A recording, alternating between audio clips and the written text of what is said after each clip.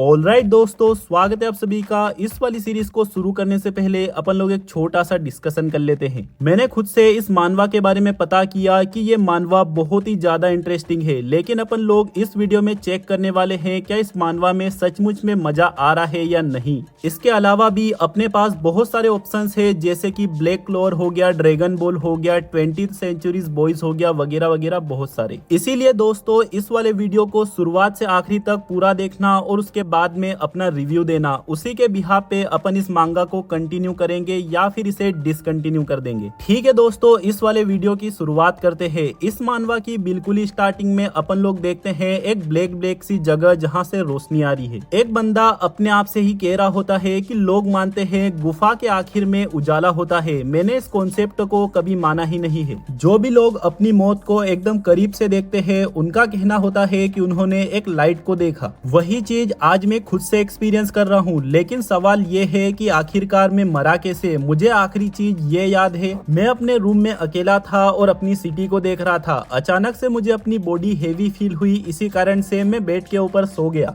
क्या मुझे किसी ने पॉइजन दिया था या फिर मेरा असासिनेशन हुआ है? सोचो ग्रे सोचो। दोस्तों अभी अपन को पता चला है कि इस बंदे का नाम ग्रे था, जो कि अभी मर चुका है। ग्रे आगे कहता है कई सारे लोग थे जो कि मुझे मारना चाहते थे, क्योंकि आखिरकार मैं एक किंग जो था। अगर मैं पता कर भी लूंगा कि मैं कैसे मरा तो भी ऐसे में मैं कुछ भी नहीं कर सकता। इसी कारण से जो कुछ भी हुआ है मुझे इसे एक्सेप्ट करना चाहिए। एक बात अच्छी है कि यहाँ पर कोई भी बच्चे नहीं है विंग्स वाले जो कि चिल्ला रहे हो या फिर गाना गा रहे हैं। दोस्तों ग्रे का कहने का मतलब है एंजल्स, और भाई ग्रे एंजल्स को एकदम बच्चों की तरह इमेजिन करता है। ग्रे के इतना बोलते ही यहाँ पर लाइट बढ़ने लग जाती है। तभी ग्रे को आवाज सुनाई देती है, कांग्रेचुलेशंस, आपको बेटा हुआ है। ग्रे अपने सामने दो लोगों को देखता है जो कि धुंधले दिखाई दे रहे होते हैं। ग्रे अपने मन में कहता है क्या अभी अभी मेरा बर्थ हुआ है? तो क्या इसका मतलब जिस टनल से मैं अभी अभी पास हुआ हूँ वो टनल? और भाई इसके आगे मैं कुछ नहीं कहना चाहता, तुम खुद भी अंदाजा लगा सकते हो कि ग्रे क्या सोच रहा है।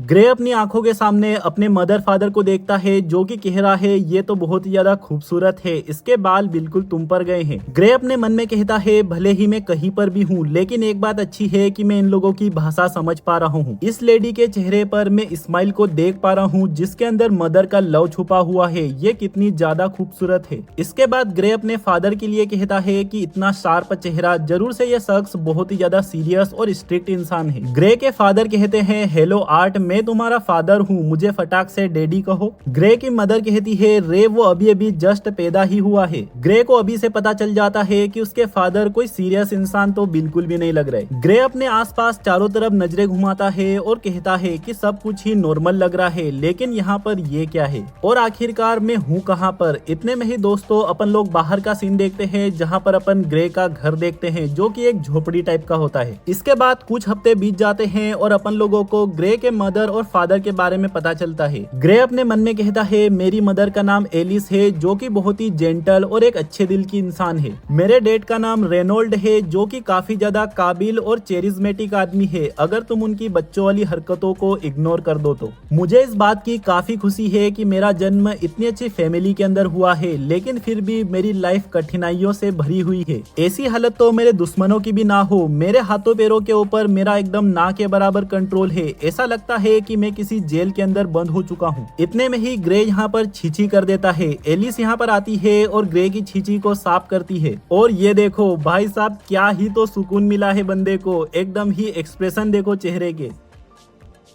ग्रे आगे कहता है कई सालों से मेरा मेंटल डेवलपमेंट एकदम ही किंग की तरह हुआ है, एक पूरी की पूरी कंट्री का रिप्रेजेंटेटिव। मुझे तो लगता है मेरी फिलहाल की लाइफ कोई सपना है जो कि किसी भी वक्त तक खत्म हो सकता है। ऐसा लगता है कि मैं किसी पुराने समय में टेलीपोर्ट हो चुका हूँ। ग्रे फिलहाल में अपनी मदर के साथ बाहर होता है, जो कि कहता है क्या पुराने समय में लोग हमेशा ही अपने साथ वेपन्स को कैरी करते थे? एलिस कहती है आर्ट क्या तुम थक चुके हो? चलो अब अपन घर पे वापस चलते हैं। ग्रे को अपने कानों में आवाज सुनाई देती है। यहाँ पर एक दुकान वाला एलिक्सर्स की बोतल बेच रहा होता है। ये लेडी उन्हें खरीद लेती है अपने हस्बैंड के लिए। ग्रे अपने मन में कहता है जरूर से ये किसी तरीके की मेडिसिन है, लेकिन क्या ये यहाँ पर लीगली सेल हो रही है या फिर ऐसे ही? एलिस और ग्रे घर पे वापस आ जाते हैं और ग्रे लेटे लेटे अपने मन में सोच रहा होता है कि नॉलेज बहुत ही बड़ी ताकत होती है, लेकिन फिलहाल की मेरी जैसी कंडीशन है मुझे ज्यादा कुछ भी एक्सपेक्ट नहीं करना चाहिए, क्योंकि मैं कुछ भी नहीं कर सकता हूँ। इतने में यहाँ पर रेनोल्ड आता है जो कि ग्रे को उठा लेता है, फिर ग्रे को बहुत ही ऊपर आसमान में फेंक देता है। हुर्रे!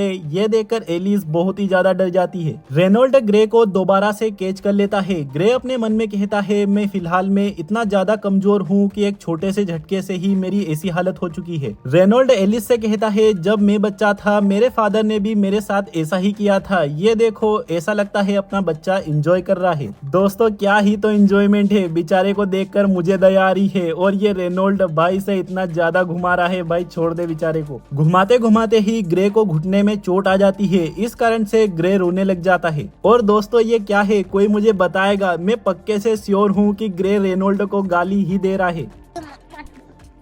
लेकिन तभी एलिस ग्रे को अपने पास ले लेती है और किसी तरीके से उसे हील कर देती है और कहती है, अब सही लग रहा है। ये बात देखकर ग्रे भी सरप्राइज हो जाता है और कहता है, मैंने इस वर्ल्ड के बारे में बहुत जल्दी ही सोच लिया, अभी तो मैं इसके बारे में कुछ भी नहीं जानता हूँ। पिछली जिंदगी में मैं एक किंग था, मैंने बहुत ही बड़ी सेना को लीड भी किया है, मैंने कई सारे दूसरे किंग से लड़ाई करी और जीती भी है। लेकिन आज से पहले मुझे खुद पे कभी इतना ज्यादा प्राउड फील नहीं हुआ जितना कि प्राउड मुझे आज फील हो रहा है। इसी के साथ दोस्तों, अपन लोग देखते हैं इस चेहरे के ऊपर क्या ही तो प्राउड है, क्योंकि ये बंदा सीख चुका है क्रोलिंग। क्रोलिंग का मतलब दोस्तों यही होता है कि अब ग्रे इस तरीके से खुद से चल सकता है। और भाई साहब, इसी बात के ऊपर बंदे को कितना ज्यादा प्राउड हो रहा है। ग्रे क्रोलिंग करते हुए आगे बढ़ता है और एक मिरर से टकरा जाता है और खुद को ही देखने लग जाता है। और पीछे से एलिस और रेनोल्ड भी इस चीज को देखकर बहुत ही ज्यादा खुश हो रहे होते हैं। ग्रे कहता है, कई महीने बीत चुके हैं, लेकिन उसके बावजूद भी मुझे अपनी नाम की आदत नहीं पड़ी है। मैं पहले किंग था और आर्ट नाम बहुत ही ज्यादा क्यूट है। अरे भाई, ऐसा क्यों? अभी तक आदत कैसे नहीं पड़ी? दोस्तों, अभी से अपन इस बंदे को आर्ट कहने वाले हैं ताकि इसको जल्दी से आदत पड़ जाए। आर्ट कहता है, वैसे जब मैं अपने आप को देख रहा हूँ, एक बात तो माननी पड़ेगी, मैं सचमुच में बहुत ही ज्यादा क्यूट हूँ। फ्यूचर की लड़कियों, अपने आप को तैयार कर लो, अपने दिल तुड़वाने के लिए अपने आप को रेडी रखना। अगले सीन में अपन देखते हैं एलिस आर्ट को एक किस्सी देती है और सुला देती है और यहाँ से चली जाती है। लेकिन भाई साहब, ये बंदा वापस से उठ जाता है।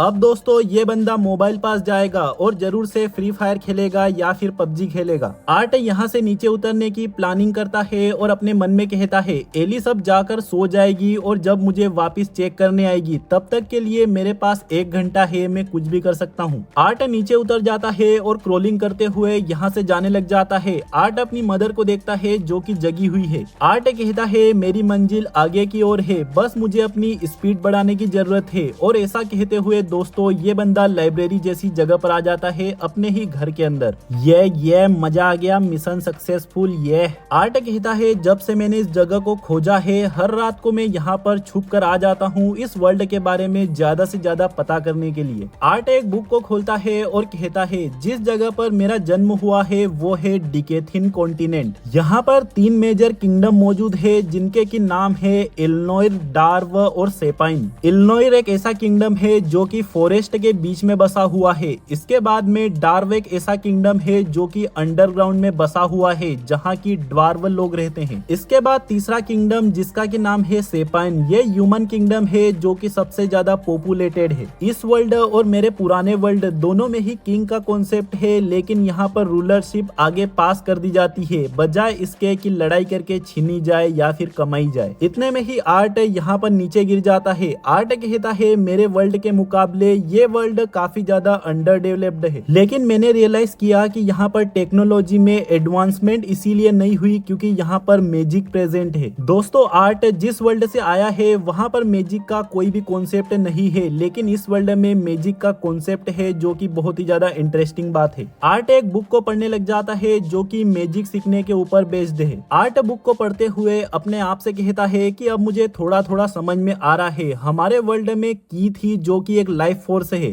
की मदद से ही ट्रेनिंग करके लोग अपनी बॉडी और वेपन्स को पावरफुल बनाते थे। ठीक उसी तरीके से इस वर्ल्ड में यहाँ पर भी एक फोर्स है जिसका नाम माना है, लेकिन की और माना में ये अंतर है कि की सिर्फ इंसानों के अंदर मौजूद होती है और माना सभी दूर चारों तरफ फैला हुआ है मौजूद है। माना को कंट्रोल करने की पावर ज्यादातर जेनेटिक होती है, लगभग 100 में से कोई एक ही इंसान इंसान माना को कंट्रोल कर पाता है। माना को कई तरीकों से इस्तेमाल किया जाता है, लेकिन ऑग्यूमेंटिंग और कॉन्जरिंग दो सबसे ज्यादा कॉमन तरीके हैं। जो ऑग्यूमेंटिंग का इस्तेमाल करते हैं वो अपने माना की मदद से अपनी फिजिकल पावर, स्ट्रेंथ, स्पीड को बढ़ा लेते हैं, और जो लोग कॉन्जरिंग का इस्तेमाल करते हैं वो अपने माना का इस्तेमाल बाहर के वर्ल्ड में करते हैं, जिससे कि वो बाहर की चीजों को अपनी इच्छा से कंट्रोल कर सकते हैं। और जो मेरी मदर ने इस्तेमाल किया उसे डेविएंट कहा जाता है, या फिर अपन इमिटर भी कह सकते हैं। इमिटर्स रेयर टाइप के मैजिशियन होते हैं जो कि किसी के भी माना को रिस्टोर कर सकते हैं। इस बुक के हिसाब से किसी की भी अवेकनिंग टीन एज के आखिरी सालों में होती है, यानी कि दोस्तों 15 या फिर 17 साल के आसपास में। इस माना का कॉन्सेप्ट हमारे वर्ल्ड के की तरह है, जहाँ पर कि बच्चों को सिखाया जाता है मेडिटेशन के जरिए जो की के पार्टिकल्स बिखरे हुए हैं अपने अंदर, उनको एक जगह पर इकट्ठा करना है। क्या मैं ऐसा माना के साथ भी कर सकता हूँ? ऐसा कहते हुए दोस्तों आर्ट मेडिटेशन करने लग जाता है और कहता है कि ये तो काम कर रहा है, लेकिन इतने में ही हम देखते हैं भाई साहब आर्ट की मदर यहाँ पर आ जाती है। एलिस कहती है तो तुम यहाँ पर हो, तुमने तो मुझे डरा ही दिया था, क्या तुम्हें छीछी करने में परेशानी आ रही है?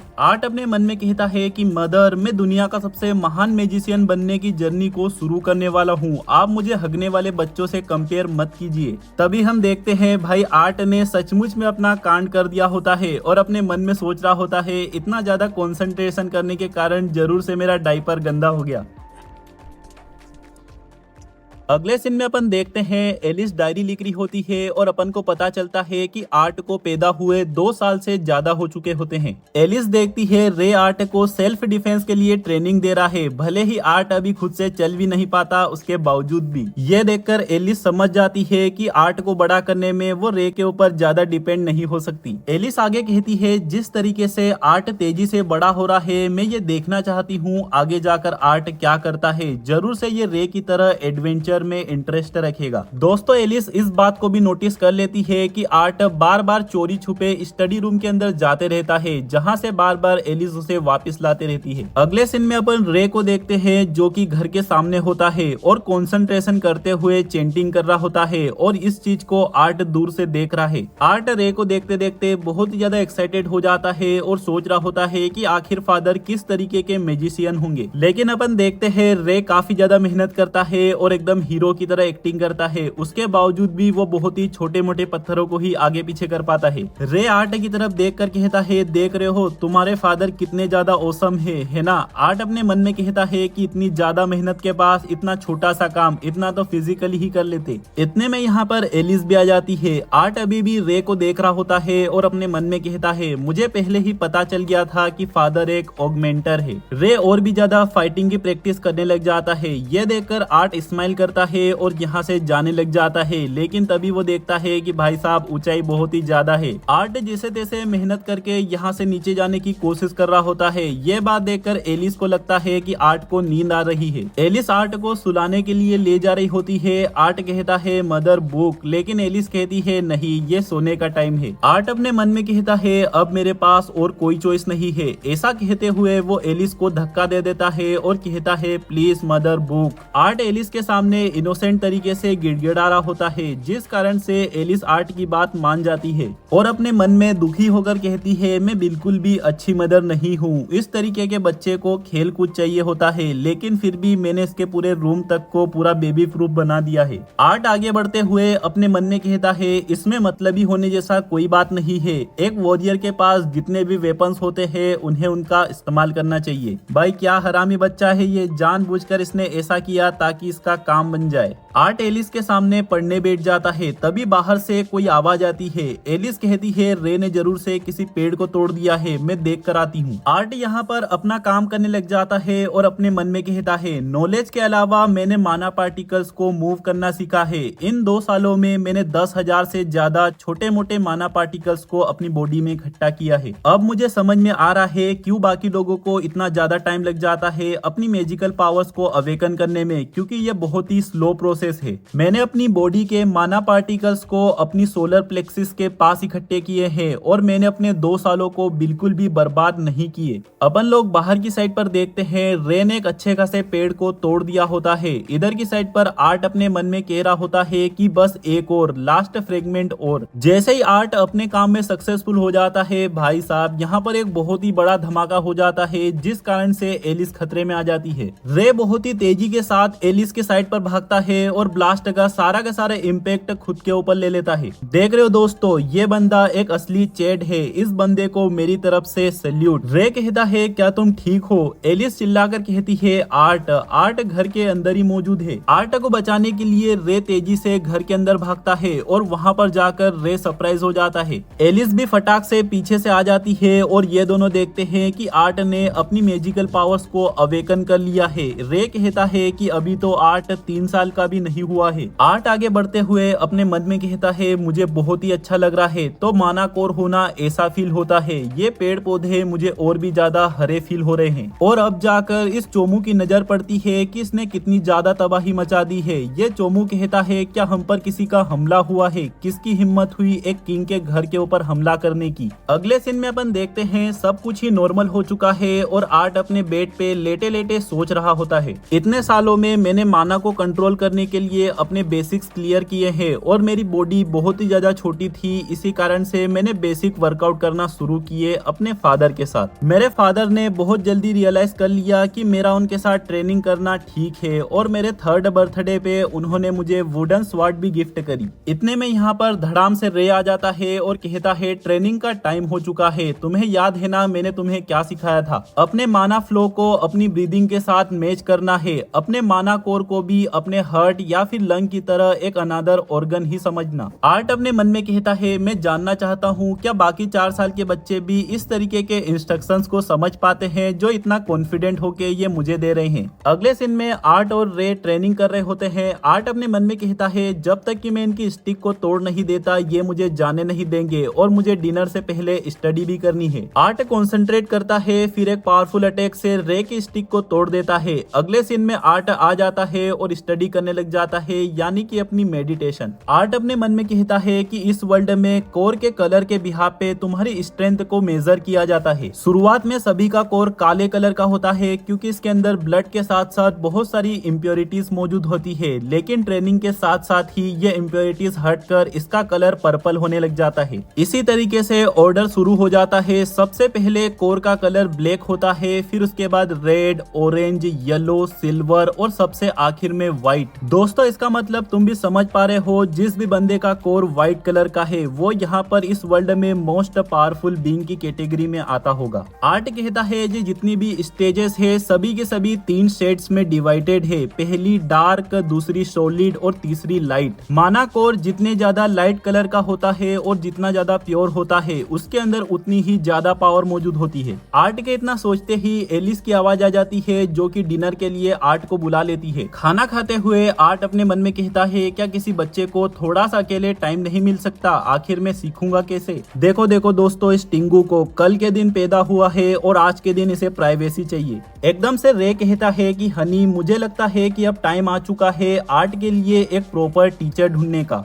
इसी बात पे यहाँ पर जंग छिड़ जाती है और एलिस लड़ने के लिए तैयार हो जाती है। एलिस की टीम में होते हैं गाजर जो कि उसकी सेना होती है। एलिस कहती है लेकिन आर्ट तो सिर्फ 4 साल का है और तुमने खुद कहा था कि तुम आर्ट को पढ़ा सकते हो। रे की टीम में ये सब लोग होते हैं और रे कहता है हाँ बिल्कुल मैंने कहा था, लेकिन मेरे को ये कभी भी अंदाजा नहीं था कि अपना बेटा इतना बड़ा प्रोडिजी निकलेगा माना मैनिपुलेशन के अंदर। मैं सिर्फ आर्ट को होल्ड बैक कर रहा हूँ। आर्ट के अंदर बहुत ही ज्यादा पोटेंशियल है। इतने में ही एलिस हमला कर देती है और बहुत सारी सेना को ठिकाने लगा देती है और कहती है मैं अपने बच्चे को उतनी दूर किसी सिटी के अंदर नहीं भेजूंगी। रे कहता है जायरस कोई अनजान सिटी थोड़ी न है और मैं इस बात का ख्याल रखूंगा कि मेरा दोस्त आर्ट का ध्यान रखेगा। इसी बात को लेकर इन दोनों के बीच में बहसबाजी चल रही होती है और आर्ट इन दोनों को देख रहा होता है। तभी रेनोल्ड आर्ट से कहता है कि तुम भी इस मामले में कहो, क्या तुम बड़ी सिटी में जाना चाहते हो एक असली टीचर के पास? आर्ट अपने मन में कहता है रुको जरा, क्या ये डिसीजन को मेरे ऊपर छोड़ रहे हैं? ये बात को देखते हुए कि मैं सिर्फ 4 साल का बच्चा हूँ। आर्ट कहता है क्या आप दोनों साथ में नहीं चल सकते हो मेरे टीचर से साथ में मिलने के लिए? ये बात सुनकर एलिस और रे सीरियस हो होकर एक दूसरे को देखने लग जाते हैं, फिर हंसने लग जाते हैं और कहते हैं कि अपन लोगों ने इस बारे में पहले क्यों नहीं सोचा कि अपन दोनों साथ में भी जा सकते हैं। एलिस कहती है ऐसे में शायद मैं बेटर फील करूंगी अगर मैं खुद वहां पर जाकर इसके टीचर से मिलती हूँ तो। इसी के साथ एलिस और रे के बीच में प्लानिंग हो जाती है कि इनकी जर्नी 3 हफ्तों की रहने वाली है। अगले सीन में अपन देखते हैं रात के टाइम में आर्ट अपनी बुक के अंदर कुछ ढूंढ रहा होता है। इतने में यहाँ पर एलिस आ जाती है जो कि आर्ट को सोने के लिए कहती है। एलिस कहती है मुझे पता है अपन लोग थोड़ी सी जल्दीबाजी कर रहे हैं, लेकिन अपन लोगों के साथ मेरे और तुम्हारे डेट के फ्रेंड जाने वाले हैं, इसी कारण से अपन को थोड़ा सा जल्दी करना होगा। आर्ट सोते हुए अपने मन में कहता है उस फ्रेंड को मैं भी जानता हूँ जो कि ट्विन हॉर्न में रहते हैं। जब हमारा घर टूट गया था तब भी उन लोगों ने हमारी मदद की थी हमारे घर को सही करने में। जैसा कि मैंने सुना है उन लोगों में 2 कॉन्जुरर्स है और 3 आर्ग्यूमेंटर्स है, यानी कि टोटल 5 लोग। ये लोग हमारी मदद करने वाले हैं अगर कोई भी परेशानी होती है तो। फाइनली कल के दिन में इस छोटे से टाउन से बाहर जाने वाला हूँ और देखने वाला हूँ कि बाहर की दुनिया में क्या है। सीन अगले दिन में शिफ्ट होता है और हम देखते हैं ये तीनों पहुंच जाते हैं जहाँ पर कि रे के दोस्त है। रे किसी से गले मिलता है और कहता है मैं तुम सभी लोगों को अपने बेटे से मिलाता हूँ। आर्थर अपने आप को इन सभी लोगों के सामने इंट्रोड्यूस करो। वैसे दोस्तों